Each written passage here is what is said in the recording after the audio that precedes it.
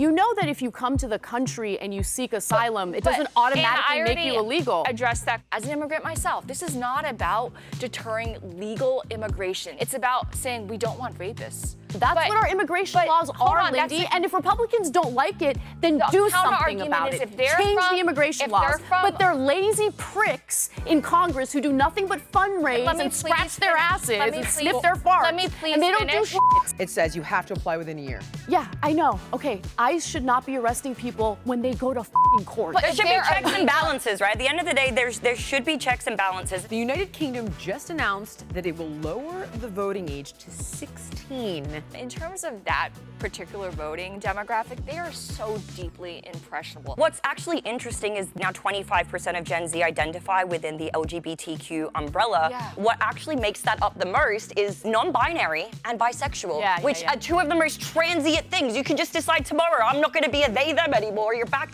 You're not committing to anything. You're just bored. You need a personality. That's the freaking issue, dude. To Australia just finalized a law that will require users to verify their age or identity before using search engines. It's so interesting how protecting kids always goes hand in hand with totalitarian control.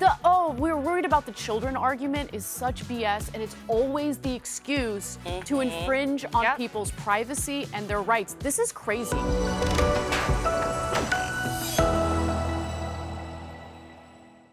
All right, welcome to Her Take. Guys, please do us a favor and subscribe. Click the bell notifications before we get going because it helps us out a ton with the algorithm.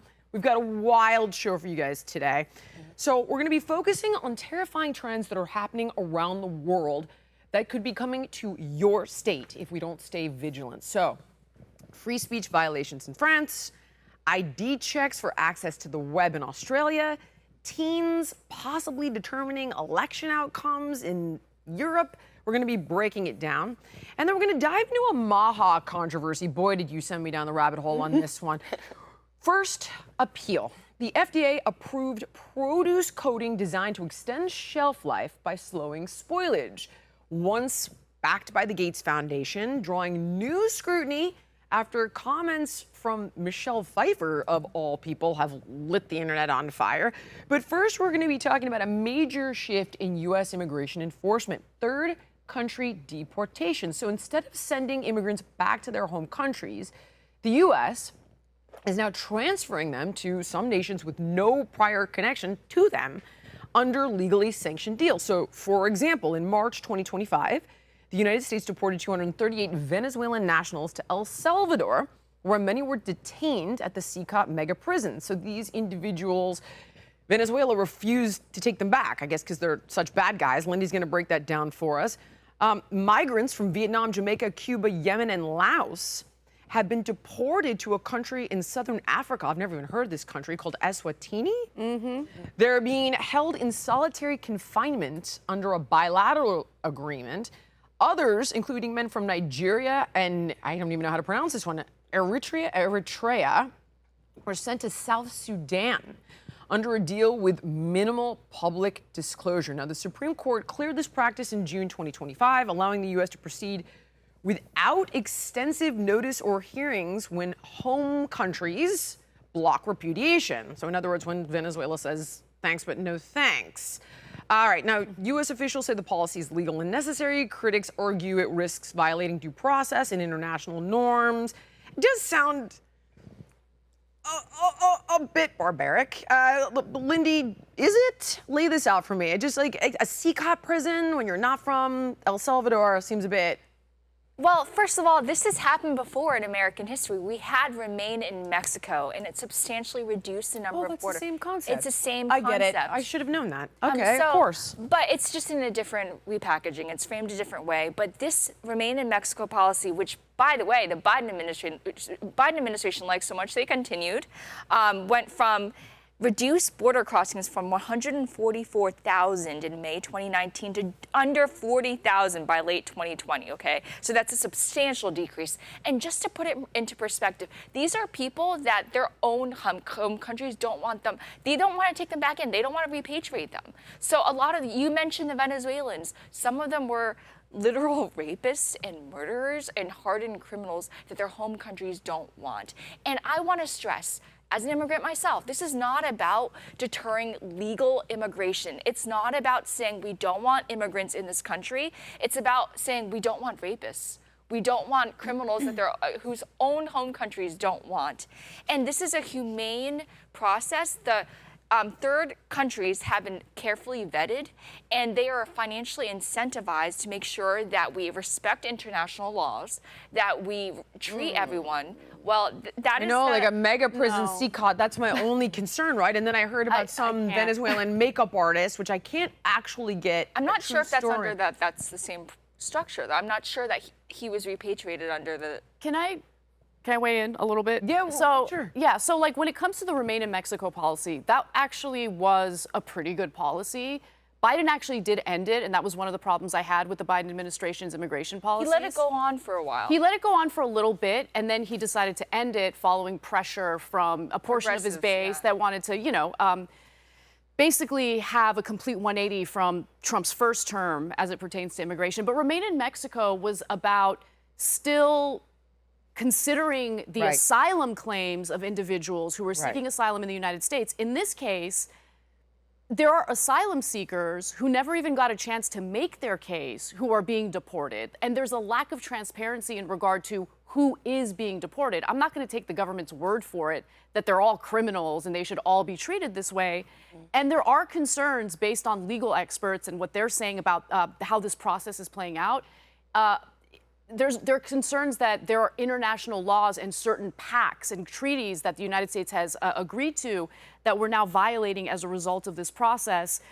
So, for instance, there was an expert that was interviewed about this, and apparently we are part of the Refugee Convention as well as the Convention Against Torture, and they believe that some of these third country deportations violate those laws, especially when it comes to the fact that their asylum claims aren't even being considered and they're just being deported anyway.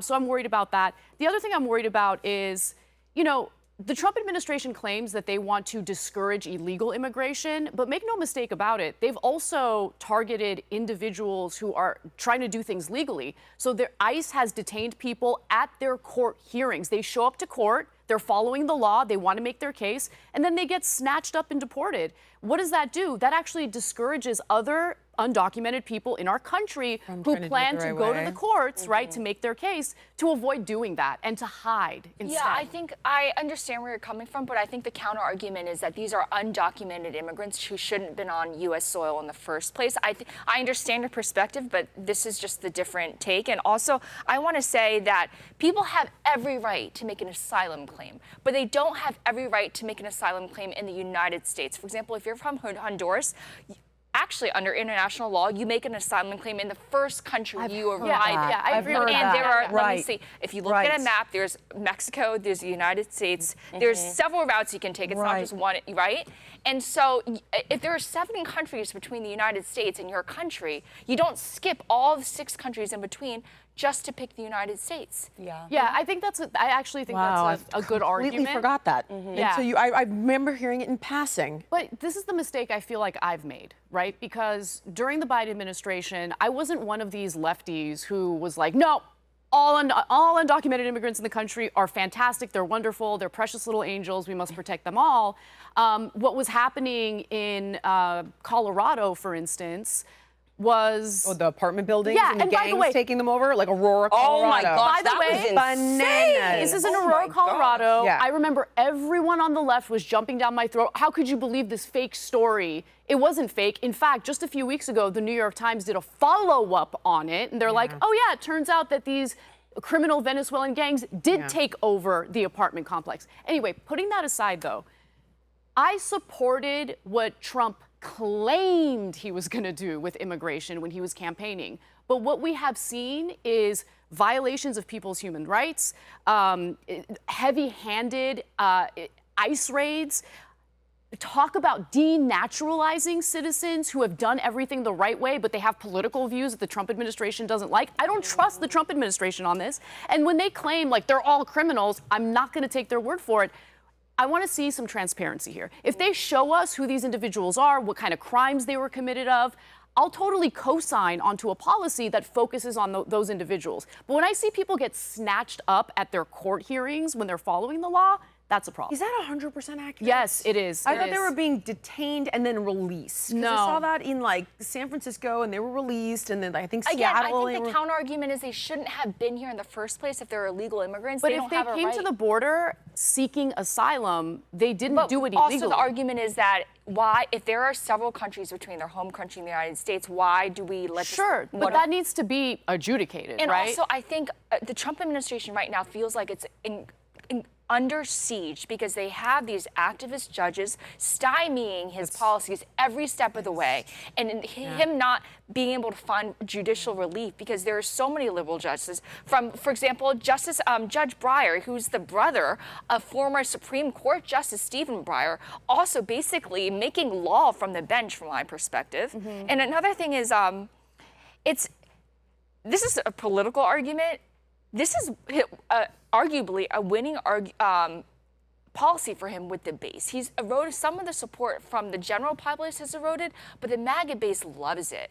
And Trump is feeling a little bit, under scrutiny because of Epstein and whatnot. This is what he's falling back on to drum up support again. But it's interesting how it's still kind of divisive because you hear different things. Like I'm hearing some people on the right saying, this is how many deportations have been accomplished so far. If you break that down over a period of month by month, it's really not even as many as what he claimed that he was going to do. But the thing is, this is the #1 issue for so many people that I think people have become callous to these negative repercussions. I do agree with you. It should be, measured twice, cut once. But because of how emotive this issue was for so many people, the heat index on it, it was like #1 for many of the different swing states because it was on their front lawn. So people are just callous to it. They're like, get them out. But that's the failure of the Biden administration. This is the argument I was trying to make before the election happened, and I was like, listen, Democrats, I get it. You want to automatically take the opposite position of whatever Trump is saying, but you have to be smart and nuanced about immigration policy because if the immigration policies implemented by Democrats are harming various communities because it goes unfettered, there isn't really any, oversight over what's going on at the border, there's going to be resentment building in the country. So I don't agree with that resentment, but I saw it building up until the election. So I think you're right, Lindy, in that, Trump's base probably does love this. Regardless of his base loving it, though, my concern is violating human rights and international agreements that we have basically taken part in, right? And I just want to make sure that we're not sending someone who actually was persecuted in Venezuela, maybe someone who doesn't agree with socialism, maybe someone who's speaking out against the government of Venezuela and came to the United States seeking asylum. I don't want them to be sent to a freaking prison. Can I give you guys two cases that prove both of your points, as far as I know it? So one is Kilmar Abrego Garcia. Maryland man, you quote unquote. will never find an ounce of empathy in my heart for this man. He beats the crap out of his wife. We know that for a fact. He is a suspected human trafficker. He has tattoos that arguably interpret, mean MS-13, like a marijuana leaf, M, a smiley face, S, a cross, and so on and so forth. The guy came here illegally 10 years ago, did not initially present himself for asylum, had a deportation order. Informants came forward and said, yup, gang member, out you go. And then he's like, no, asylum. And this pisses me off for a couple of reasons. Number one, you're blocking up asylum courts for actual refugees. There are a lot of people who do so that, you're a scumbag and a piece of crap, and now you're backlogging our asylum courts, which hurt very vulnerable people and cost $1 gazillion. So the Trump administration was like, you know what we can do? We have a deportation order. He's afraid to go back to his own country. Sayonara, sister, you're going to a third-party country. And I was like, woo! Now, if my Venezuelan, I can't find this guy. I don't know where he is. I don't know what happened to him. Actually, Connor, can you look for a picture? He's a Venezuelan makeup artist who's gay. Oh, yeah. And we talked about it our first few episodes. What happened to him? I know, we haven't heard anything. And the argument is this kid was shipped off to friggin' CCOT. And he actually... Now that is alarming. So I'm like, yes. And he actually was being persecuted because of his sexual orientation. So it's like... look, there actually are fewer. I feel like a few more things. Just real I feel like you're both right. That's all I'm saying. Don't want to forget this point. It is true that Trump has deported far less individuals compared to the Obama administration and even compared to the last year of the Biden administration. That is true. But what the Trump administration is currently doing is they're making their immigration policies intentionally cruel to prevent people from coming to the border. They're basically doing these things as a deterrent, and cruelty is the point. It's not the bug, it's the feature. So Alligator Alcatraz, that was done intentionally to basically signal to the world, don't come here because we're going to abuse you and mistreat you and throw you in some sort of detention center with alligators all around. So I don't want that to be the view of America in the international community, but I think it's far too late at this point. Well, wait, go ahead. Sorry, I got to respond. Go. You're right. Go. I do want to address what you said, and I agree with that point that a lot of this is because the pendulum is swinging way back because the Biden administration was basically lying prostrate before the world. And this just shows that the Newtonian law of motion applies to politics as well. For every action, there's an opposite and equal reaction. And I do want to remind folks, like Anna mentioned, Obama deported 3.1 million. Half didn't get a trial. Exactly. With all kinds of loopholes and manipulations. Exactly. And Bill Clinton as well. Yeah. The numbers are kind of fishy on that and up to interpretation. I have to do this because I have to stay true to myself. And Anna, I talked to you before. I have respect for you, but I want to make sure that I, stay true to my beliefs, which is that we got to put our own people first. And let me put the price tag on illegal immigration. Illegal immigration in recent years has cost, arguably every year, costs our country $116 billion. That's American taxpayer funds in healthcare, in housing, in education, and other taxpayer-funded expenses to take care of these illegal immigrants. We have people in Appalachia, on the East and West Coast, in California, for example, because of the fires, in Texas because of the floods. They are suffering right now. It's time to put Americans first. Yeah, I don't think that's a bad point. I think that we do need to control immigration. We need better immigration policies, better legislation, which I feel like is never going to happen because Congress is absolutely useless. Again, my biggest concern is mistreating people who come to us for help because they're being persecuted in their countries. Well, there's the guy. Yeah. So, breaking, Andre Hernandez Romero, gay asylum seeker, disappeared by Trump. He was sent to CCOT, wasn't disappeared. We know where he went. Part of a prisoner swap. So this is confusing because he doesn't have a criminal record, unless I absolutely missed something. I know. Update let me tell you about the prisoner swap. I looked into this today, actually. Okay, yes.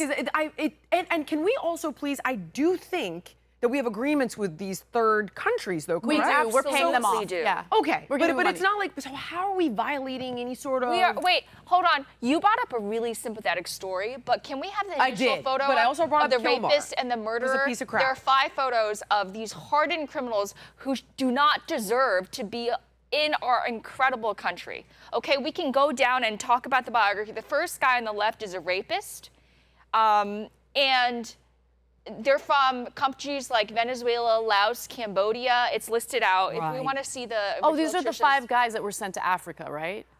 It's actually a cohort of, I believe, 235. See, I would send these guys to hell. It's the concern is my little gay makeup artist. Yeah. Yeah, that is the problem, because I would be all for this. How did my little gay makeup artist? But we can't let one huge mistake. Is it one huge mistake? It is one because again, it goes back to my point about the lack of transparency. I'm not going to take the government's word for it. I want to know. I like that they release the biographies of these individuals that you're referring to, Lindy, but we keep hearing these stories pop up of people like sympathetic figures, like a mother who's been in the country for multiple decades and she gets sent to a third country. Like, what kind of crime did that person commit? Why not? Or the people who show up to their...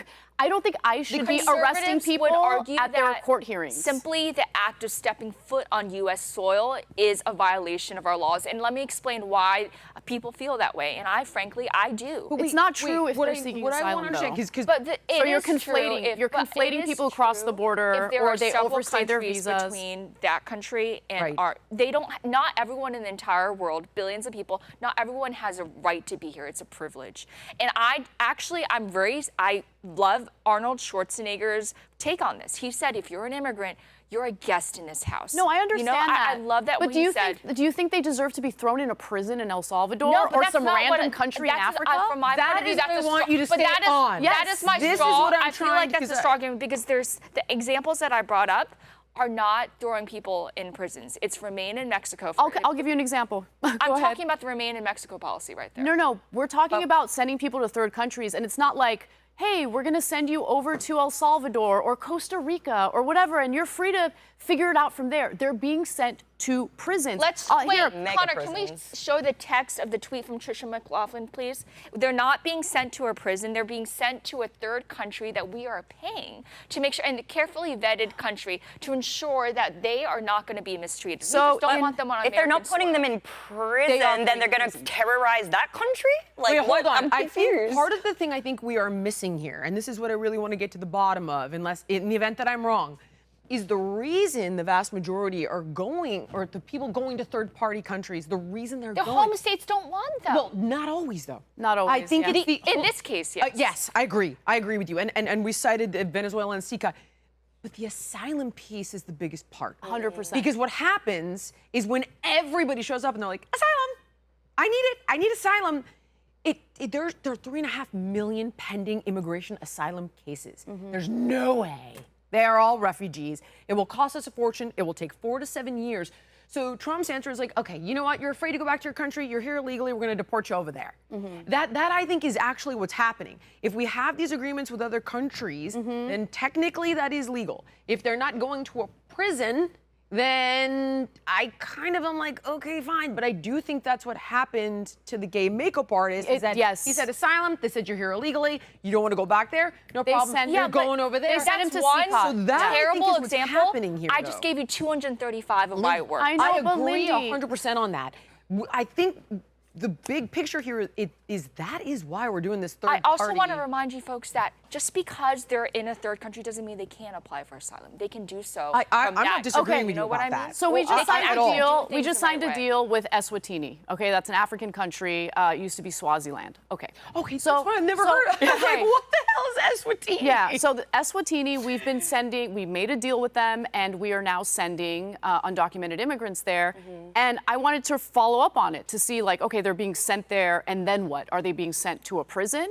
And sure enough, an official from the country is like, oh, yeah, we have them in our prison. We have each one of them in solitary confinement.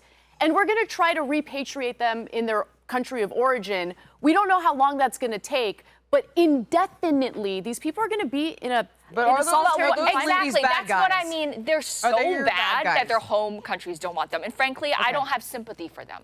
But why are you assuming they're bad? I mean, you have the biographies of those 5 people, but like, we're talking about hundreds of people who have already been sent. I can assure you, these criminals aren't the gay makeup artists. You have their bios, like, for hundreds of people? Do you? Let's talk about it. Because right now we're Well, I don't, because there's no transparency from the federal government at all on this. Well, then we can't argue it then. You can't use that as an argument if you don't know the substance if the federal government... But they're so bad that their home state... Okay, their home state... If the federal government was confident that all of these people are criminals and they're dangerous, you don't think that they would release information about every single one of them to justify millions of people who are here? No, I'm talking about the hundreds of people that have been deported. That's what they're doing, actually. That's what Tricia is making a point. I just don't want people to reward illegal immigration. They should come the right way. There are millions of them. Actually, that's the Democrats' huge mistake that the Republican Party should not repeat. It's this.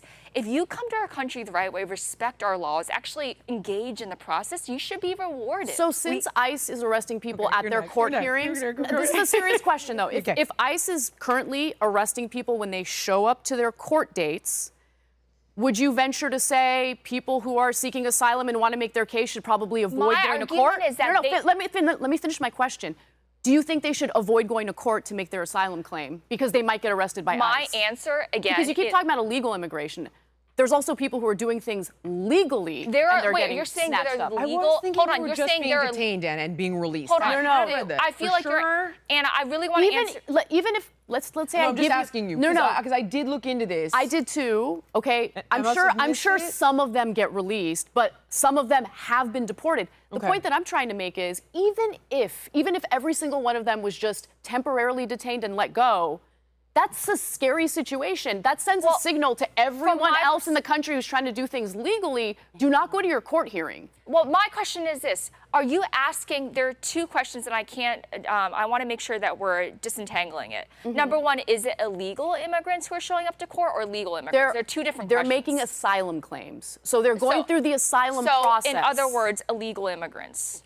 Okay, you know that if you come to the country and you seek asylum, it doesn't automatically make you illegal. Address that question. I know, but that needs to be adjudicated. The courts don't know who this person is. They don't know where they're coming from. The argument is simply by stepping foot on our soil, they are breaking our law. That's not true. But that is, if they're seeking asylum. That's what our immigration laws are, Lindy. And if Republicans don't like it, then do something about it. Change the immigration laws. But they're lazy pricks in Congress who do nothing but fundraise and scratch their asses and sniff their farts. Let me please and they don't finish. do shit. Let me please finish. Go. And then I want to let Amy get a word in.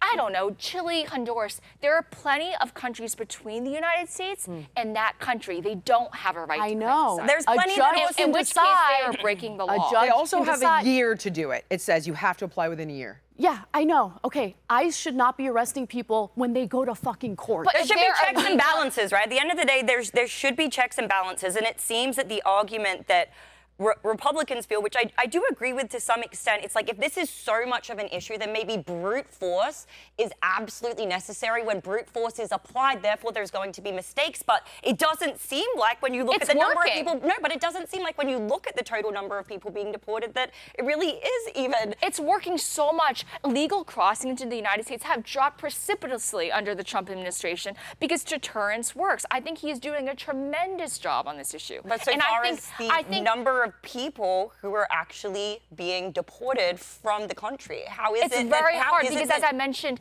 there are activist judges on the bench stopping and slowing down the process every stop of the way. It is true. And for example, the Fifth Circuit Court of Appeals is notoriously conservative, but other circuits are notoriously liberal. And there's been a lot of judge shopping around the country right now, and they know which judges to go to. For example, Judge Breyer in California always famously is really sympathetic to illegal immigration. I remember the story we covered where like a judge like snuck an illegal immigrant like through the back chambers or something. What she did was wrong, okay, because in that case, ICE had a warrant, okay, and she shouldn't try to help someone evade federal authorities, and that's what she did.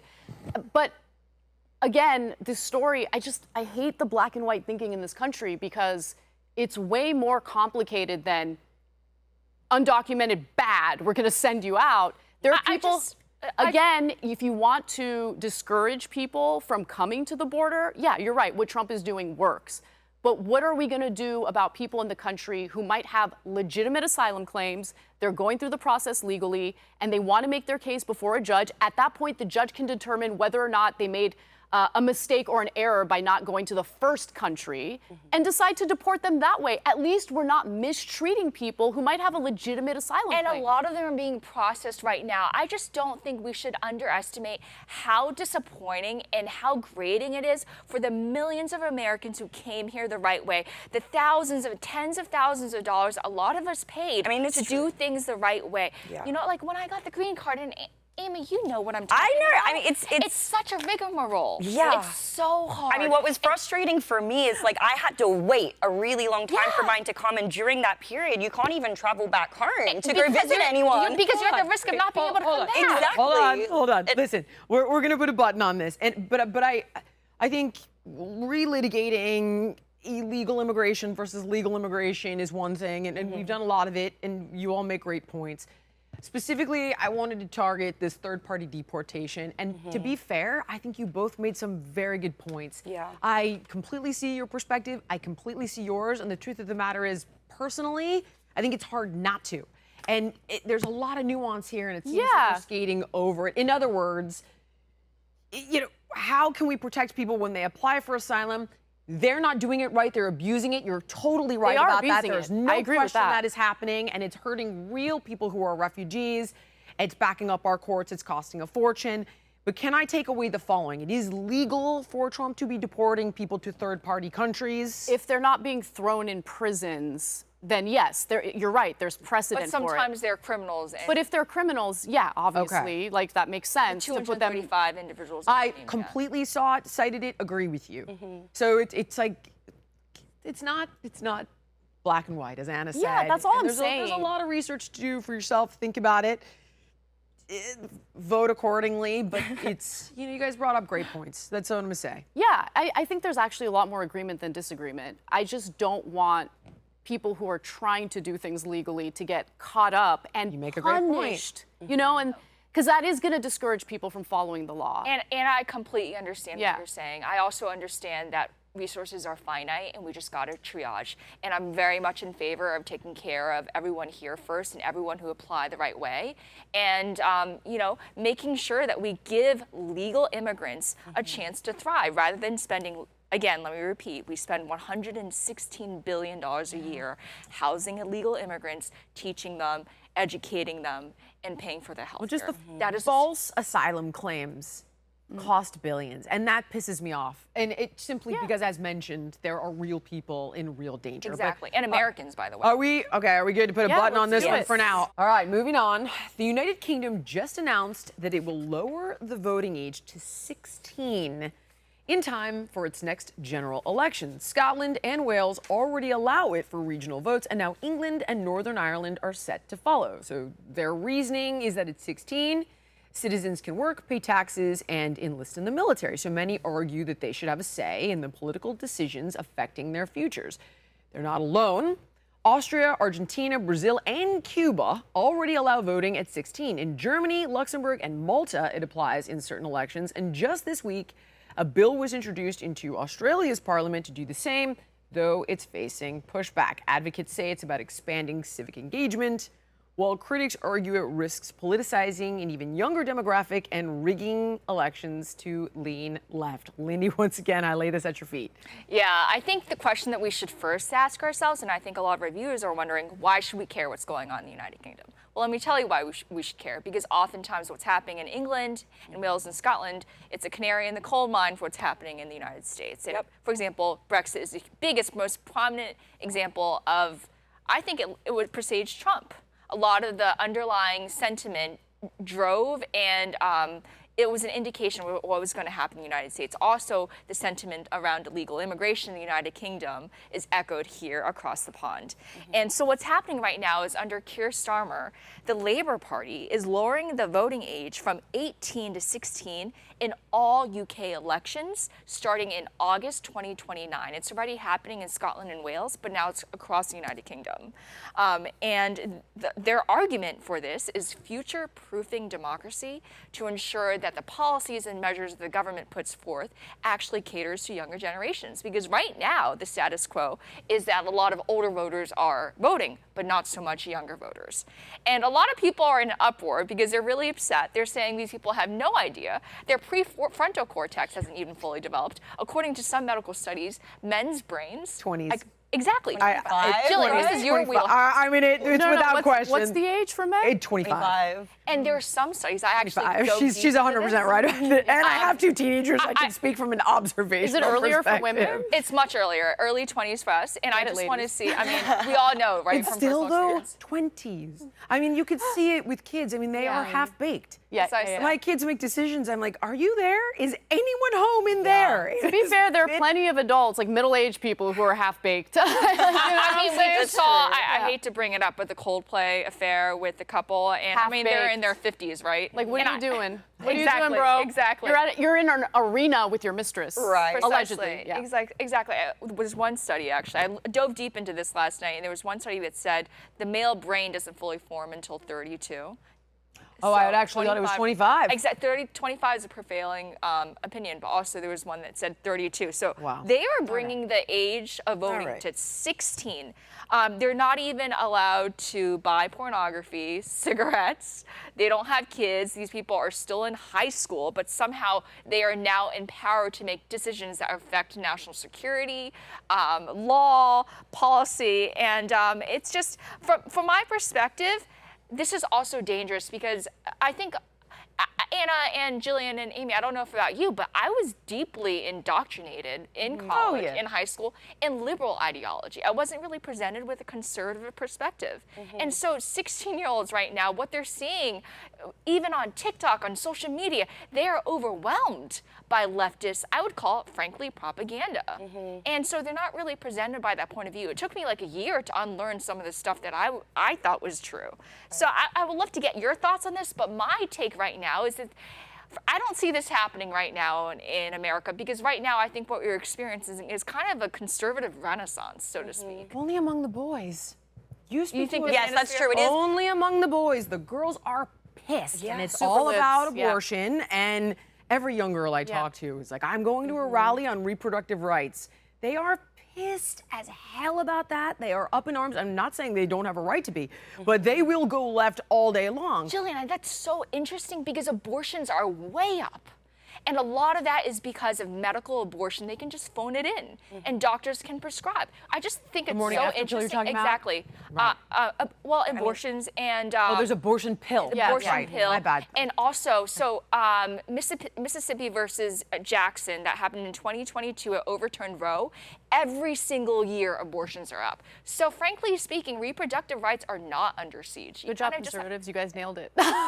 Anyway, but no, seriously, let's go back to the voting at 16. I just think there's a contradiction here, right? So the UK is saying, oh, young people aren't voting. How can we get young people to vote?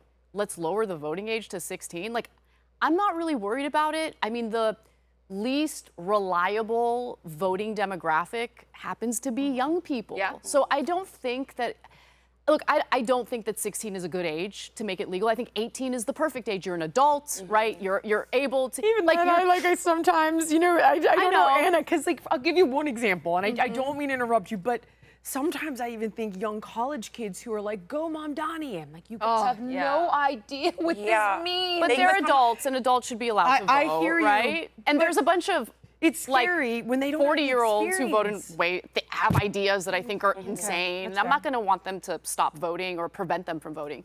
I think 16's too young. Yeah. Sorry. I mean, it's not good for anybody to become too ideologically captured, and when you don't have enough life experience, when you honestly don't even probably know what you're going to study when you get to college yet, you're still trying to figure out who you are, what actually matters to you. That's a part of those later teen and then early 20 experience, to learn about yourself, to really see where you fall. I know, Anna, you were saying last night that you've been political from a young age. You probably already were at 16. I remember giving a speech in front of the entire school in the lead up to the, war in Iraq. And obviously I was like preaching against it. Right. Good for you. Yeah. Actually. So like, Good for you. I was politically Why does this engaged. not surprise me? But I was unique in You're in built the school. different, and and most people, I feel like their brains truly can't handle it. And I think I've already shared on here the experience I had when I first started looking into politics at around 17, 18 years old.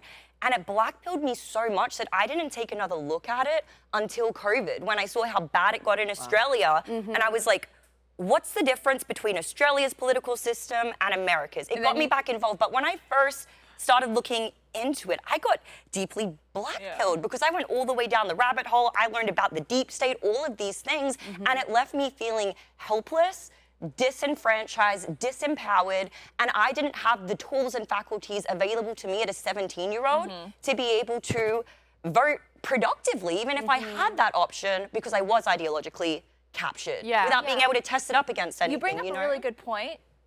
In terms of that particular voting demographic, they are so deeply impressionable. And I want to give on a specific example of an issue on which they are extremely malleable, and I believe is a social contagion, and that is the trans movement. You see that basically, it's just proliferating around the country. It's being normalized, and it's amongst teenagers. Yeah, I think they are the ones catalyzing this. Particularly teenage girls transitioning Precisely. to. Well, what's actually interesting is the statistic where it says that now 25% of Gen Z identify within the LGBTQ umbrella. What actually makes that up the most is this. non-binary and bisexual, which are two of the most transient things. You can just decide tomorrow, I'm not going to be a they, them anymore. You're back. You're not committing to anything. You're just bored. You need a personality. That's the freaking issue, dude. It's not a freaking incidence and uptick in sexual orientation. It's not an outfit. It's not like there's way more gays and lesbians. I mean, there is somewhat the transition. People are being pushed into transition, but when you take a look at those stats and you break it down, it's interesting how many it's captured by non-binary and bisexual. Yeah. There's a phrase for it where, and it's actually, there's a large body of research on, suicides and how suicides lead to, I forget the word. I'm like, basically it leads to more, copycats? Basically, yeah. So, is contagion the right word? Yeah, social contagion. Social contagion, yes. Perfect, that's what I was looking for. So there have been those who are theorizing that you're seeing an increase in people identifying the ways that you referred to because of social contagion. That's not my wheelhouse. I haven't looked at those studies, so I can't say Abigail Schreier wrote a fantastic book about this. It was actually thrown off of Amazon for a little while. I forgot the title. It's called Irreversible Damage.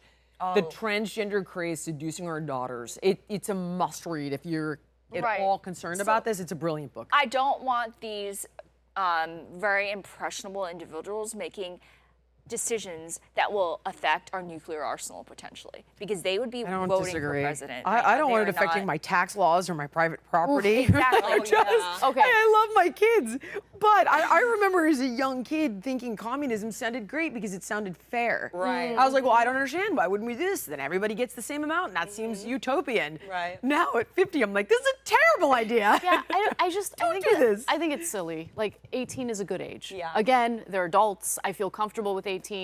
I think the standard of ideologically captured or impressionable is a bad standard because there are plenty of adults that fall under that category too. I just think you need to be an adult, you need to be a citizen of the country you want to vote in, end of story. I also think that we should talk about the catalyst behind all of these voting age decreases, and that is the leftist attempt to solidify power. Well, because they know... That's the question, though. They know, exactly. But they what, know in America? The Labor Party, for sure. Oh, you mean the UK? This is the Labor Party. I do. That's why I thought we sort of got into the whole boy-girl thing, because boys are leaning more conservative, but girls are leaning more liberal. There are like a fraction, 1% more girls than boys or something.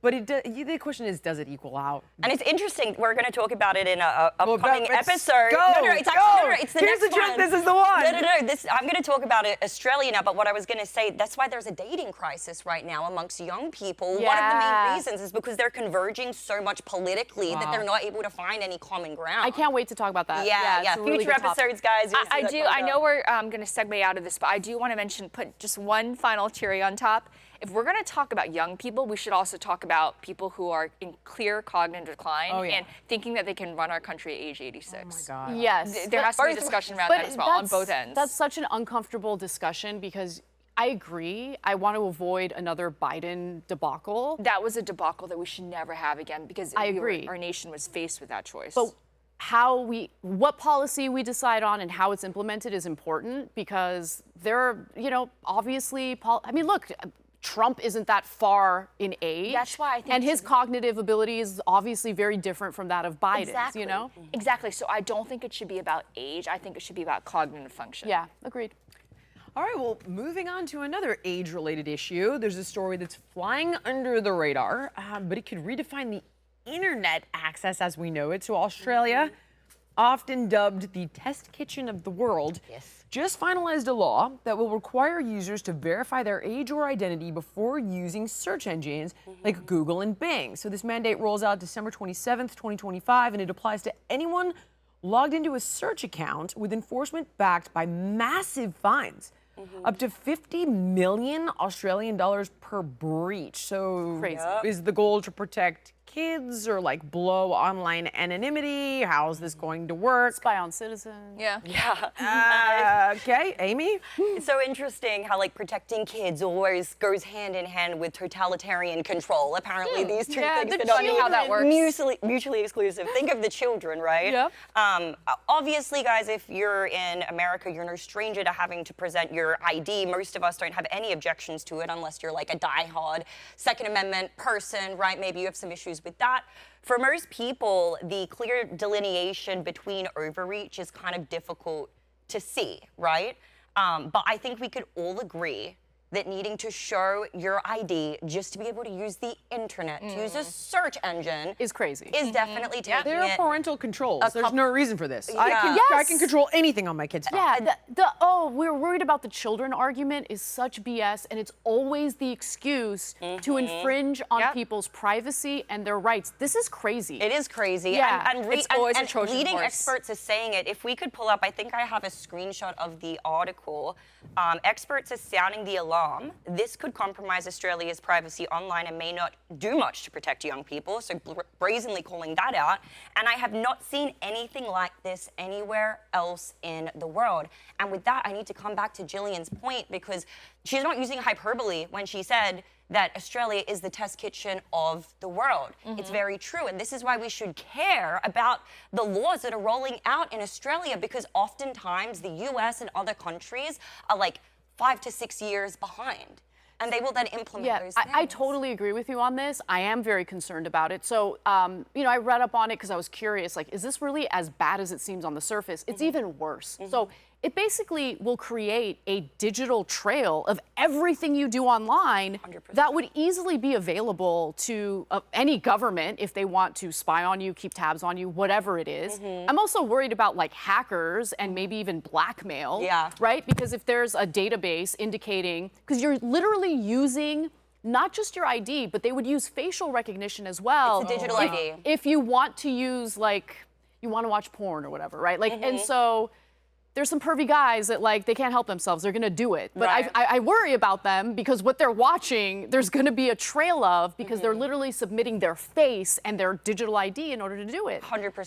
I just think it's government overreach to an extreme. It's so, but what it's doing, and it's similar to what we were talking about when we were discussing the Real ID, right? And how that got implemented here in the United States, one of our first shows. And a lot of people were saying, oh, you're taking this way too far. Nothing crazy is going to happen. They're not going to use it to exercise any like undue That's what they want us to think. I mean, because it always starts out as an illusion for this is for your protection, right? Exactly. But it's that saying that when you trade, what is it, your freedom for liberty, you deserve neither. And right now, soon to be in Australia, they're going to get neither. A year ago, I was on the PBD podcast and we were discussing a story about how Australia was banning under 16s from the internet. And I called it out then and there that this is a mechanism that they were going to use to take it way too freaking far. And lo and behold, here we are a year later, and that's exactly what is happening. So with Australia's digital ID, when they originally rolled this out, they said, oh guys, this is just gonna be for the public sector. So if you need to access your government things, if you need to log into, your welfare website, Centrelink, things like this, right?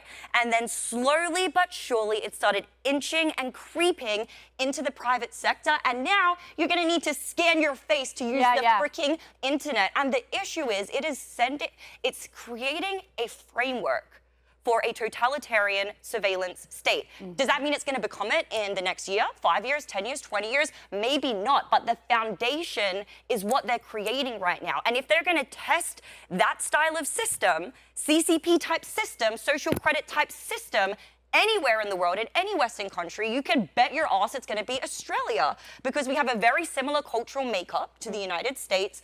People are very similar, but they're separated by chasms of oceans between different countries. It's literally the world's largest island. It's actually the test kitchen of the world. I remember several years ago, anyone who would make a slippery slope argument would get discredited, like, oh, it's a flawed argument, slippery slope. But no, sometimes it is a slippery slope. And I think this is a perfect example of it. You just gave a perfect example of how, these privacy issues start off with something that seems totally harmless, and then it devolves into something that is a violation of people's privacy. 100%. So this is a slippery slope. I am worried about it, and I wouldn't be surprised if this makes it to the United States eventually. Absolutely. Well, it is. Can I read this to you? Yes, yes. So in the U.S., several American states are already drafting similar laws set to roll up by 2027 that could require ID checks for accessing not just adult content or app stores, but potentially search engines too. Come on. See, so I tried to pull up in detail. 6 years behind, 2 years behind, 2027. Let me give you a little more detail.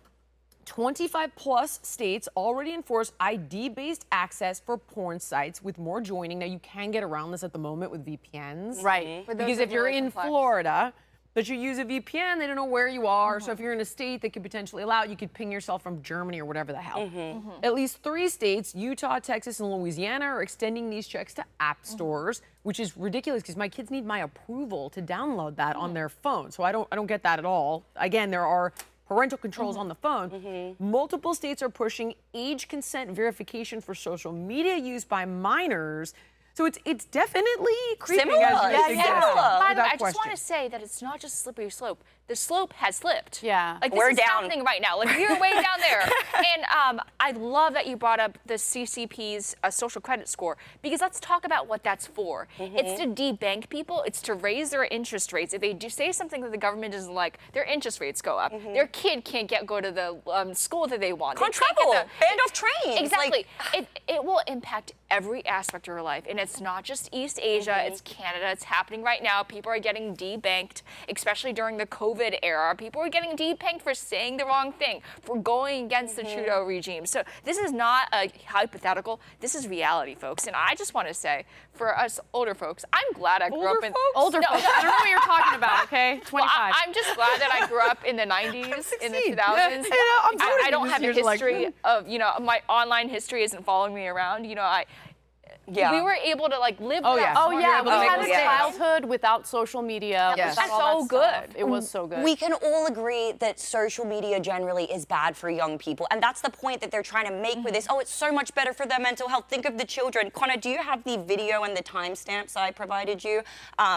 Sky News in Australia, a great news source, they called this out. I absolutely love this clip. They make the point perfectly. They can't download it unless you, as the parent, approve the app. Let parents parent. We don't need the government to parent the kids. Nothing to do with protecting children, because you've known that social media is really bad for kids forever. There are mountains of research and you've done nothing about it. But you pass your digital ID bill, and about 2 weeks later, all of a sudden you were wildly concerned with the welfare of children on social media, and you had to mount legislation to do something about it. Coincidence? I think not. And who shares my opinion? None other than Elon Musk, who very recently shared a tweet by our own Prime Minister, which was crowing, oh, we're introducing this bill today.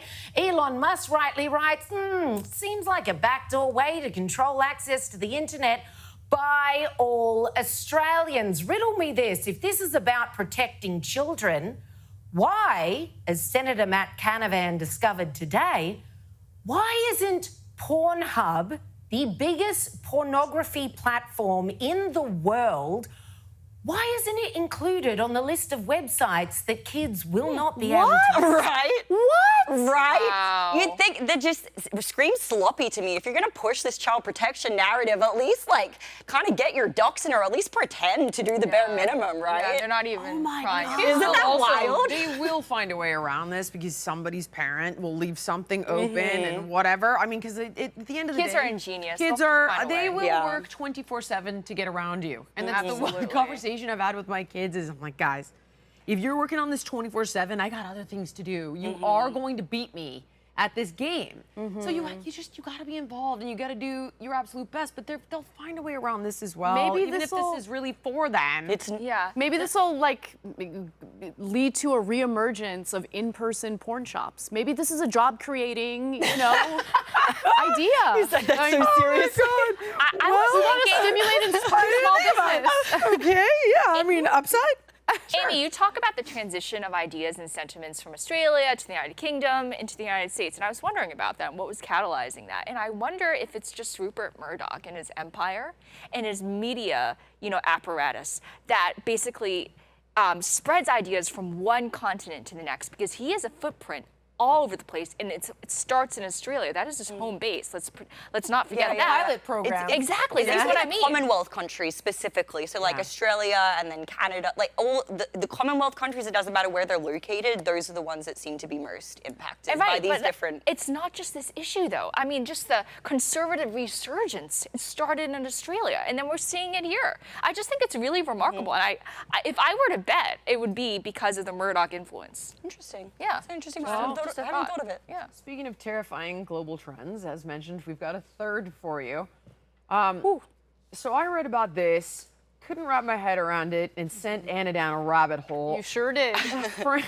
You know what? I'm actually going to let you just take it. Sure. Just take it. I can't even wrap. I go. So the French be wildin'. Okay, that's what's happening in France right now. It's so crazy. So It's terrifying. There has been this concerning shift toward illiberalism and undemocratic behavior in European countries in recent years, including violations of free speech, canceled elections in countries like Romania. And I want to focus on France for the purposes of our discussion here, because it's been nearly a year since Pavel Durov, who's the CEO of the messaging app Telegram, was arrested the second his plane landed in France. Now, he was shocked that he was being arrested. He's like, he claims that he actually flew to France, where he's a citizen, by the way, to meet with Emmanuel Macron. He gets arrested by the, French authorities immediately. And according to reporting from the Wall Street Journal at the time, they revealed that Durov was taken into custody after his private jet landed at the airport just north of Paris.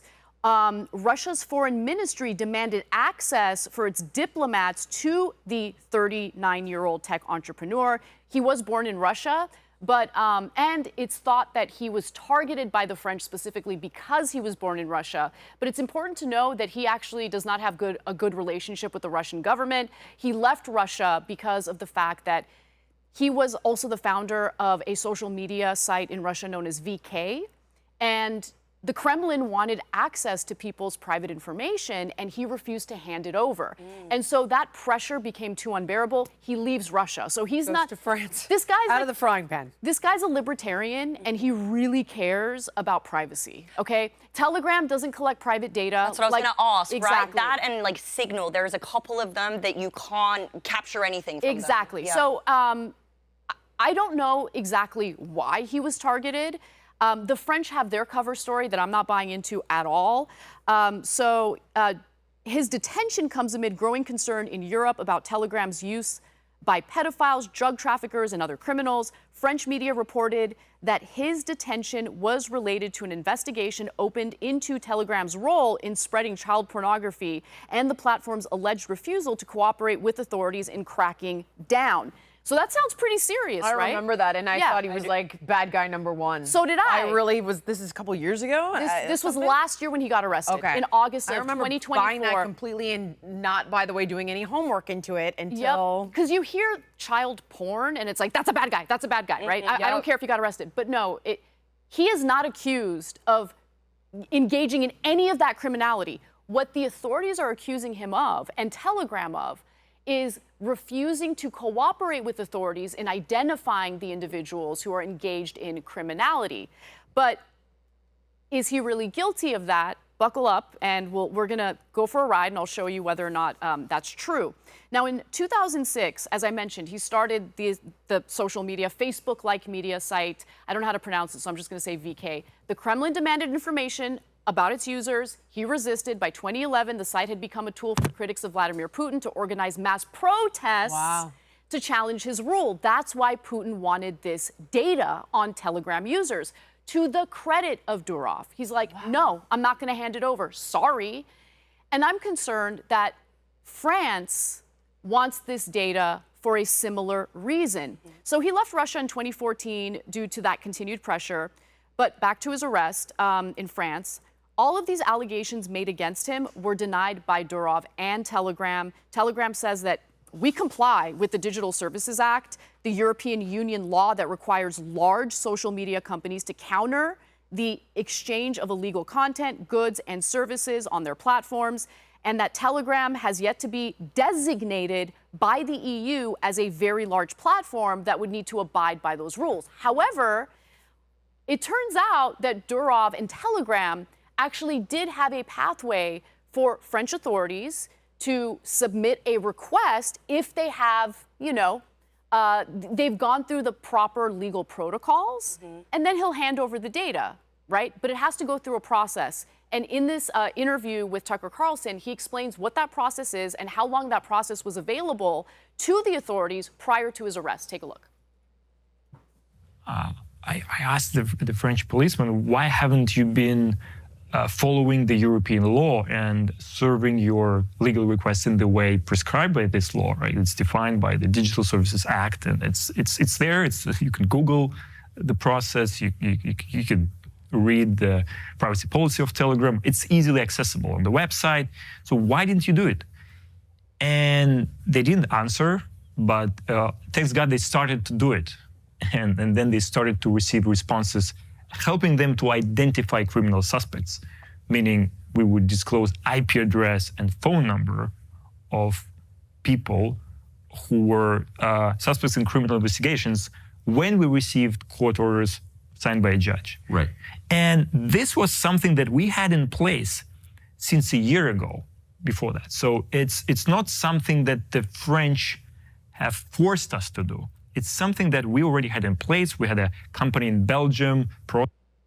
So they had a company in Belgium processing the requests from, government authorities if they have, pay close attention to what he said, a court order signed by a judge, because he doesn't want his platform to be abused by the government that seeks to essentially spy on individuals, right? Especially when that's the purpose of the platform. It is not exactly. It's decrypted. What's the word for it? It's not. It's encrypted. Yes, it's encrypted. So that's the whole point. So yeah. Obviously, I don't want to give up information. It's defeating the purpose unless you go through the proper legal channels. And in France, there are a lot of protests all the time. And it seems as though France wants to squash it, or they at least want to, maybe take a look at the individuals who are participating in these protests. And oftentimes they're protests by workers or ordinary people in France who are upset at the public transportation fare being increased unfairly, things like that. There have been protests like that in the past.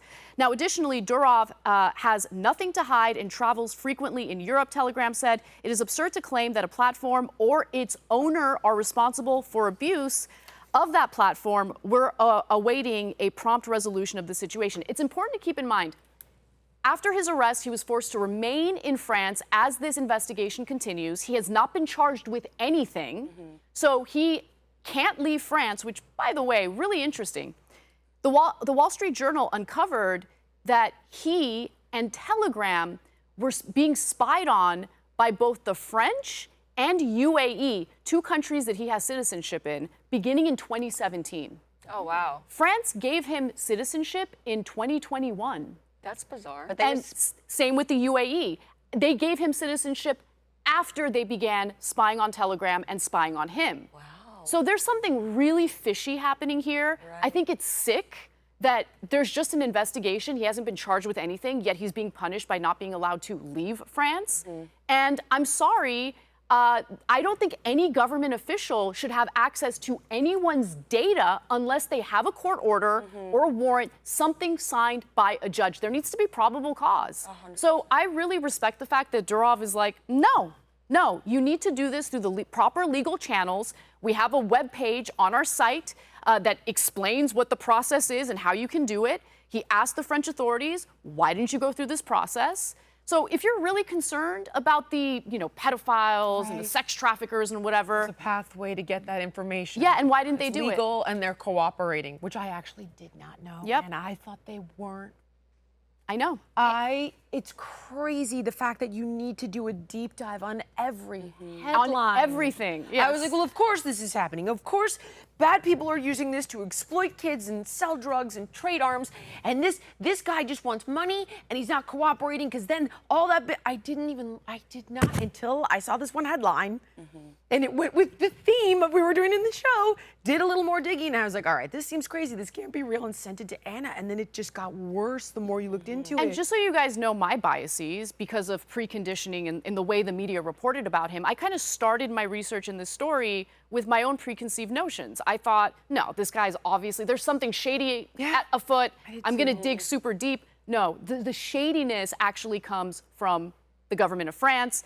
Final thing, the Wall Street Journal notes that Telegram is very popular with, liberal opposition groups inside and outside of France and places like Russia. Pro-democracy demonstrators also use the app in order to organize. And as the Wall Street Journal notes, quote, that would potentially make Durov a valuable asset for Western intelligence agencies seeking to crack open Telegram's encrypted communications. Wow, that's interesting. Anna, that was fascinating. Thank you for taking us on a tour. It's gonna get worse, I just want to Lindy. add, She's not done.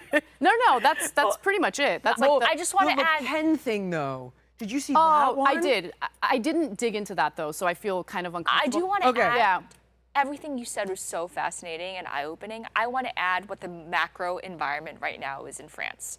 It's under President Macron, who's historically unpopular. How unpopular? You think the Democrats are unpopular at 19%? Guess what Macron's approval rating is? It's 19%, and he's been sitting there for years at this point. And the snap elections in 2024 only made matters worse, and it's one misstep after another.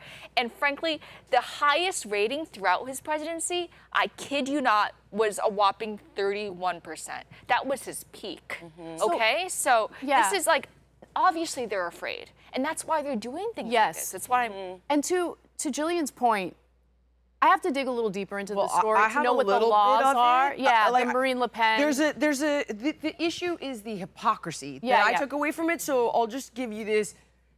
France's top opposition leader is Marine Le Pen, right? So she's been banned from running for president now in 2027 in France after a conviction for misusing EU funds with immediate disqualification enforced before her appeal can even be heard, all right? So now, on the same day, French police raided her party's headquarters, and the European Court of Human Rights rejected her emergency repeal. So if you're like, well, okay, yeah, but she misused funds, so that makes sense to me. Here's the part that's really shady, is that you kind of called it out, Lindy. Billion-euro scandals have been tied to Macron himself, including something called the Alstom energy sale, McKinsey COVID contracts, and massive campaign finance irregularities, which have led to zero charges on Macron due to his presidential immunity and selective prosecution. So there is something banana shorts going on in France. I don't think it's bananas. I mean, Macron is the liberal guy, so it's okay when he does exactly. Wait, it gets a little worse. It's not just legal, it's strategic. So you brought up debanking earlier. And by the way, has anyone ever seen the Trump family talk about this? They were debanked. They were debanked. And Mark Andreessen has gone on Rogan and talk about how they're strategically debanking people who engage in business models the government doesn't want you to, like AI. It's like, oh, you think you're going to start AI? No, we're controlling AI. You're debanked.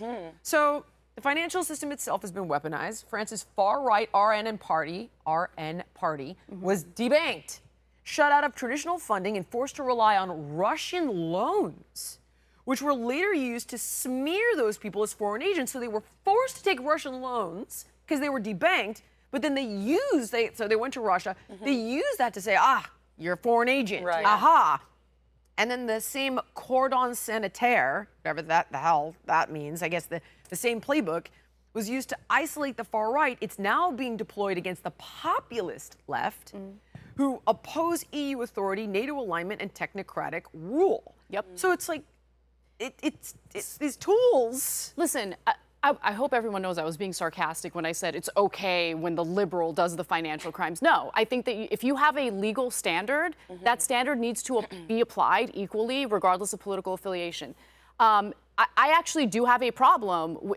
She's been convicted of the, misuse of EU funds. Right. I do have a big problem with that, as I would if an American candidate or politician were doing the same thing. I would like that law to be applied equally to Macron if he's been taken to court and convicted of something similar. And I but he think has it's presidential extremely immunity. So it's like, it's a manipulation. And this debanking thing is a huge deal. It happens here, as we talked about.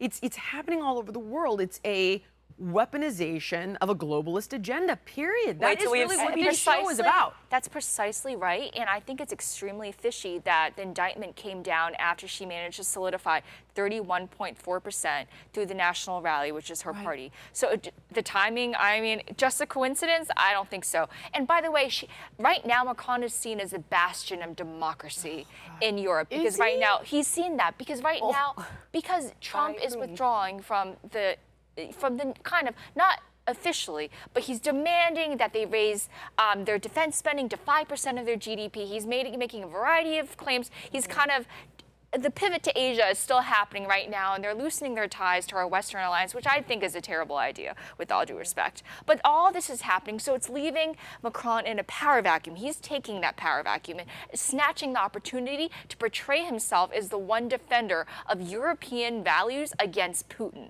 So right now, he is seen as basically the buffer with Zelensky against Vladimir Putin. And I think because of that reason, a lot of people give him a lot of slack, which he doesn't deserve. Even with his 19% approval ratings. That's domestic, but what I'm talking about is European. On the international stage. It is a global agenda. There is no question, and we've talked before about who's really behind this guy, where he really came from, the richest people in the world, some of them with criminal backgrounds. Like, it's shady as hell. And if I could point out one kind of bizarre thing, is that you're going after Durov because you care so much about kids being exploited, but Again, Macron was literally a kid who was exploited. Picked up at 14, 15, but 14.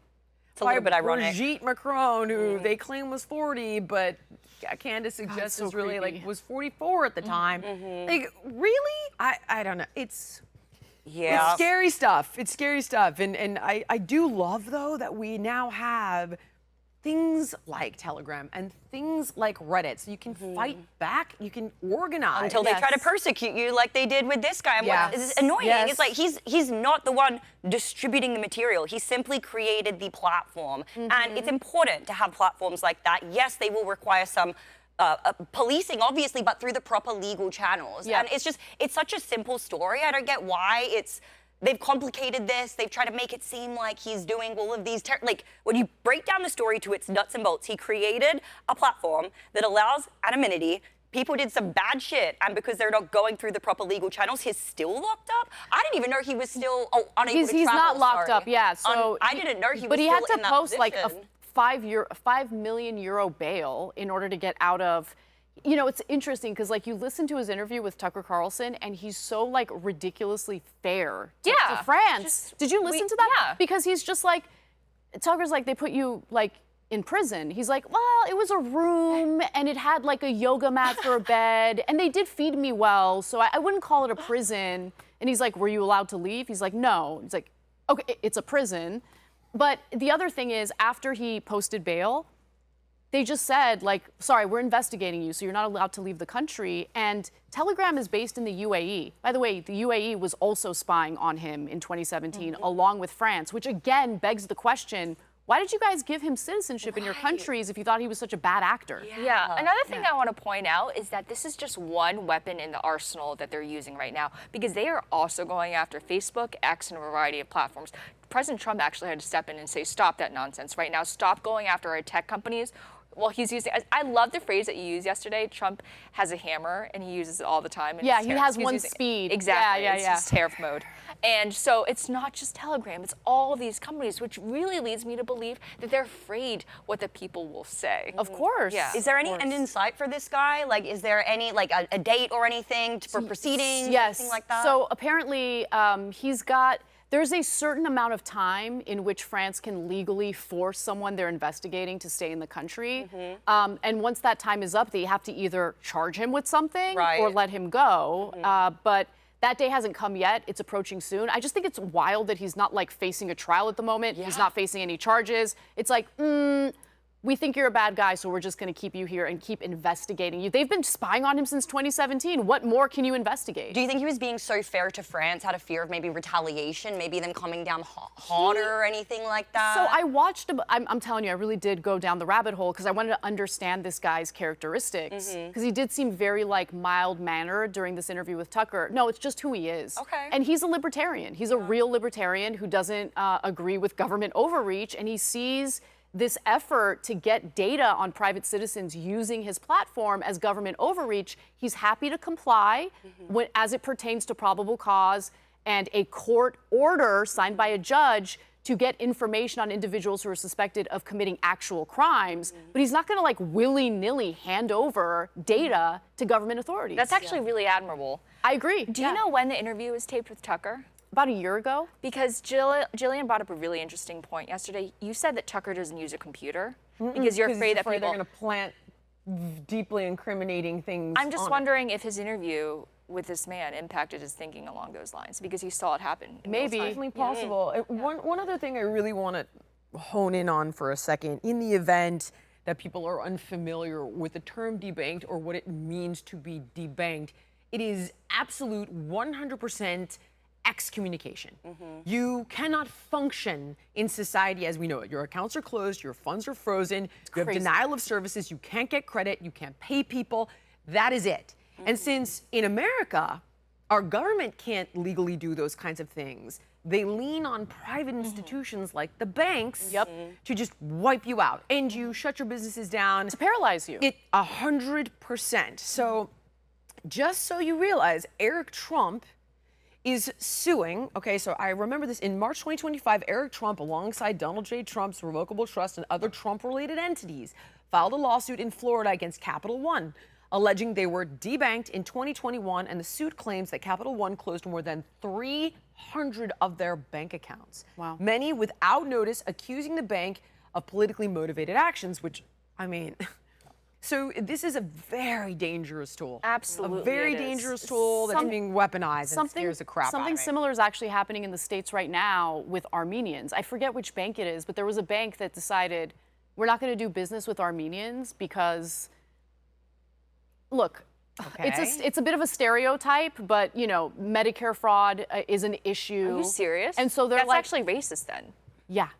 Oh, wow. It is. But no one cares about Armenians, so they got debanked. No one cares about you. Yeah. So you're a little too white, so no, I mean, I'm just being honest. And look, yes, in the past, there have been Armenians involved in organized crime and they defraud Medicare. And by the way, I want them to be arrested because those are my tax dollars. I want them to go where they're meant to go.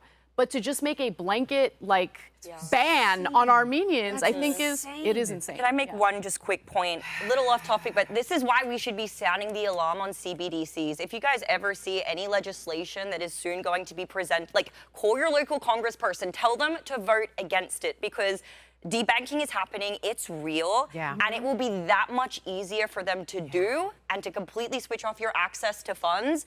Oh, wow. On a CBDC. So, yes, Los Angeles launches civil rights probe into alleged banking discrimination against Armenian Americans. Wow. Yep. That is Armenian Americans. Yes. Oh, my gosh. Yeah. That is crazy. That is also why I say this is the era of Bitcoin, which will empower people. And don't be afraid that it's $120,000 because ETFs, those exchange-traded funds, allow you to purchase it at your comfort level. So you will never be debanked if you have Bitcoin. They just can't. You own it. Okay, well, moving on. Amy sent me down a rabbit hole on a product called Apeel, which is quietly coating your fruits and vegetables. It's making waves. We saw recently Michelle Pfeiffer post about this on social media, and she's worried about transparency. She claims you can't wash it off. She claims that Bill Gates is behind the whole thing. And to be totally fair, I just assumed it was the worst thing in the world, and I was like, I'll look into it, but I mean, I can promise you it's terrible. Of course it is, but what I found is actually shocking. So let's break this down from top to bottom, because the truth of the matter is, I can't find anything bad about this. Nothing. And when I tell you I looked for hours. Yeah. So let's go through it from top to bottom. So what's behind the controversy? What's really in it? What does it do, and why would that arguably be good? So first of all, Apeel has patents on food coatings. These food coatings are made from mono and diglycerides. So what that means is we eat fats in the form of triglycerides, and our bodies, when we eat them, our bodies break it down into a mono and a diglyceride. Okay, so the long story short is we can do that artificially in a host of different ways. How it's done is what really determines whether it's dangerous or not. So I'll get to that in a second. The mission of the company is to extend the shelf life of food. And it works. It works for up to twice the shelf life of the food. It functions like a cuticle, essentially, on the fruit or vegetable. So it retains moisture and it blocks oxygen from permeating the food, which is what oxidates the food. So for example, you cut open an apple, it's going to turn brown in a few hours. That's because it's literally oxidating and it's rotting. The longer food is, the longer you take to eat that food before it's picked, the less nutrition it will have because the food is losing all of those nutrients through oxidation. So it makes food last twice as long, and it allows you to get more nutrition from the food. But will you grow like a third nipple? Okay, so, right? Exactly. So far as I can tell, this answer is no. So not only that, Apeel claims that 44 million pieces of fruit have been saved from waste since being launched. All right. Now, let's get into arguably where the initial alarm came from is that I think there was some confusion. Connor, can you open that AP News article that it got kind of confused with a cleaning product called Apeel? So there were posts that are misrepresenting the safety of a produce protecting solution from Apeel because they somehow confused it with a cleaning product called Apeel. So if that is what's behind your concern, they're like, these ingredients are terrible to drink. Like, totally, oh my God, solvent and debunk. So there's that. All right, so the next worry is evil Bill Gates, which I would completely understand. Connor, can you, so if you basically look on the website, Bill Gates does not own the company. So in 2012, the Gates Foundation gave a grant to the PhD who created this product. And again in 2015, with the total amount being roughly $1.1 million, he has no involvement in the company.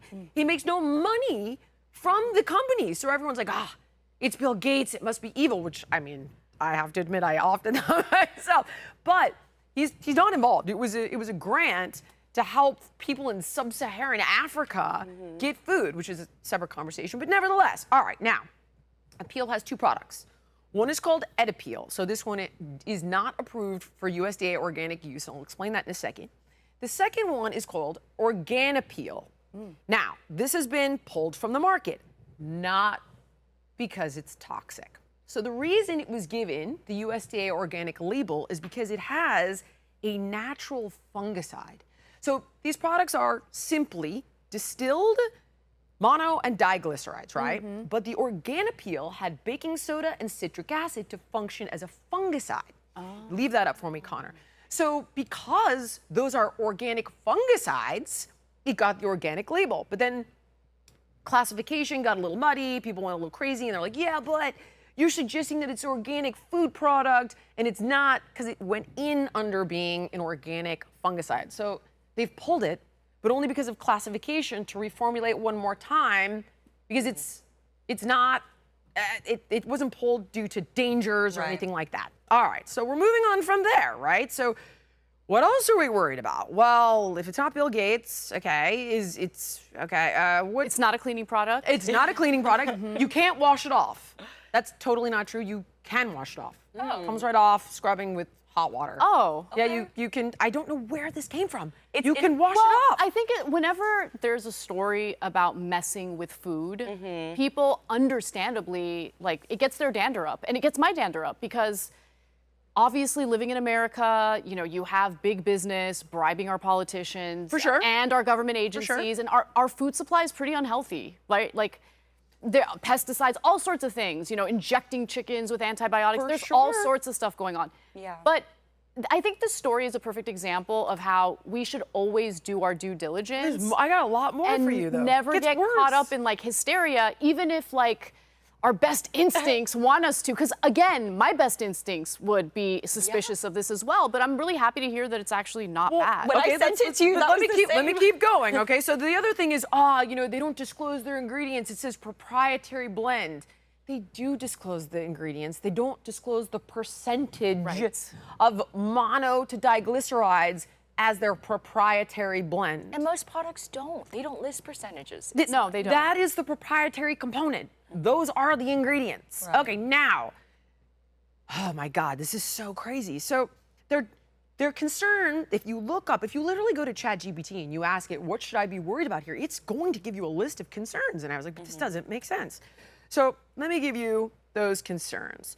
So the concerns are that there are trans fats in the product, that there are heavy metals, that there are solvents. That's what I heard. Now, this is not true. So first, let's deal with the trans fats. You can break a triglyceride into a mono or a diglyceride through a process called hydrogenation. Those are hydrogenated fats. Those are trans fats. This is not how they're doing that. They're doing that through heat and pressure. They're not hydrogenating the fats, so they're not trans fats. Okay, then there was concern that they were using solvents like palladium and all this different crap to essentially break down the fats. They're not doing that. Again, like, no, in older patents, there was some suggestion back in like 2012 that they were doing that, but they're not. Again, they're using heat and pressure, so there are no solvents. There are no heavy metals. And this has all been verified by third parties. So they're like, oh, it hasn't been verified. It actually has been verified. And the only heavy metals that you might find left over would be from the soil in the initial ingredients they're using to take those triglycerides, which are fruit peels. So it could be grape seeds, it could be tomato peels, it could be orange peels, but they're non-GMO. So they're not even genetically engineered. They're all food grade product. They're free of solvents, and then they're heavily distilled and purified using the very clean process of heat and pressurization. I mean, I have really tried to find something wrong here. So when you see, oh, it can disrupt gut microbiota, it can promote low-grade inflammation, this is stuff that's been hydrogenated, not stuff that is food grade processed in the way Apeel is actually processing the product. So here we go. Apeel is produced under current good manufacturing practices. It must comply with allowable impurity limits set by the FDA, the FCC, the JECFA, and the EU is also allowing these products, and they're heavily vetted. Independent fact checks. It has been independently fact checked. Reuters, AP, the American Council on Science and Health have analyzed claims of heavy metal contamination and found them to be based on misinterpretations of early patents and filings. There is nothing in their current product. I don't know how much more. Just a little heat and pressure. Kind of like this show. It's nice. Guys, I cannot find anything bad. Jillian, I can't find it. That's amazing, and I want to add that the European Union is notoriously more stringent than we are on consumer products, on privacy, on user privacy, on online platforms across the spectrum. So if they're saying it's okay, it's probably okay. The plant oils that we use can change, and it doesn't impact the outcome of the mono and diglycerides found in Apeel, meaning it could be grapeseed, it could be orange peel or whatever. In Apeel, they undergo a purification process that eliminates allergens and impurities through heat and distillation. And all that remains are pure mono and diglycerides. Think of it as distilled water after the water goes through the distillation process. And that was the graphic that we'd had up earlier. And then just so you know, in the EU, Apeel's edible coatings use mono and diglycerides of fatty acids, which are EU approved for food additives. In fact, the UK Food Standards Agency, the FSA, commissioned a formal safety assessment in 2022 for Apeel type coatings, concluding these fatty acids are safe when used per good manufacturing practices, so no contaminants get into it, which they do. And there is no dangerous amount of them, that I can't find it. It's so crazy how many people are sounding the alarm, though. There's actually a tweet that I wanted to show everyone, and this is what really got me. I was like, yeah, let's go. I saw the FDA approve Bill Gates' appeal for organic vegetables. I vote that every single FDA employee has to drink a 16-ounce bottle of Apeel. When I first saw that, I messaged it to Jillian. I'm like, we have to cover this in a segment. But it's really so interesting. Like you said, Anna, it go one layer deeper when you see something. Actually look into it. Just by virtue of Bill Gates' name being slapped onto that thing, people like, this company. and I get it. I mean, I eat like mostly plant-based. As soon as I found out that Bill Gates owns the Beyond company, I've never touched one of those things ever again. So I understand people's disdain and suspicion as soon as they suspect that Bill Gates has something to do with it. I completely get it too, and especially this week with so much about Epstein going on and Bill Gates being one of the most prominent names associated with the files. I completely understand why there's so much hysteria, because Bill Gates' name right now and Bill Clinton, it's just radioactive. Anything they touch is now toxic. To clarify though, would you drink the 16 ounce? I would. Yeah? Actually, there you go. You're hearing it from Jillian Michaels. Where the hell did that go? Connor, I'm so sorry. Would you pull up the letter from the founders, actually? And they go on to say, Apeel is fighting a malicious disinformation campaign that has targeted us since 2023. Coordinated online groups are intentionally circulating false, distorted statements about our company and its safety products. I, for the life of me, cannot figure out why. Well, could it be the agriculture industry? I mean, that's what I wonder. Wouldn't you want produce to go bad quicker, so you have to buy more? Or use chemical products to do this stuff? Yeah. Really I want to bad know fungicides, herbicides, pesticides, glyphosate, all that crap. I don't know. Bill Gates' actual products instead. I want to. They're throwing you off the trail, right? I want to follow the money here. and find out. You just showed a tweet. How much was he paid for that tweet? How much were these people paid? Right. You know, that's not a bad point. Right. Good point. There are a lot of grifters on you it. guys, I mean, listen, if something else comes up about this, I will eat my words, but I literally cannot pun intended. Find it. Pun intended. So for now, it looks like these are actually good guys using science in good ways, and that's all I got today on it. That was really important to do, because you dove deep. You didn't just take things at face value, and I tried. Exactly. That was find the devil in the details, but I just could not find it. And it's a good white pill to end the show on, too. I know, right? We never end on a white pill. This is a good thing. Folks, we just saw debunking in real time. Yeah. All right. That said, we're out for now. Please be sure to like, comment, share, subscribe. Anna, where can we find you? You can find me on Manect. You can also find me at youtube.com/TheYoungTurks, where I'm the host and the executive producer of that show. And you can also subscribe to my Substack, Kasparian.substack.com. You guys can find me on Manect, and likewise, I have a show on YouTube. It's called Dangerous Conversations, and I'm Amy Dangerfield across every platform.